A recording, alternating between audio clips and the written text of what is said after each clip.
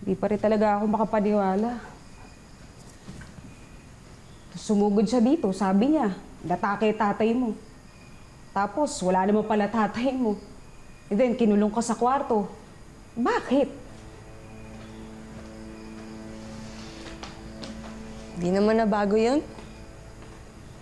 Daming beses nila akong sinaktan, pinag-aapi. Hindi ako nagtanong kung bakit. Ang panginayang ko lang, nasakto ang dumaan si Ma'am Dayan, pero sa kwarto ako. Kaya hindi kami nagkita.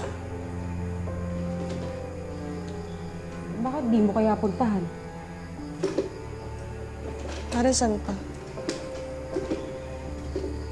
Di ba sabi niya noon, tutulungan ka niya? Malay mo, tuparin niya yung mga pangako niya sa'yo. Baka makatulong siya sa paghahanap sa mga magulang mo.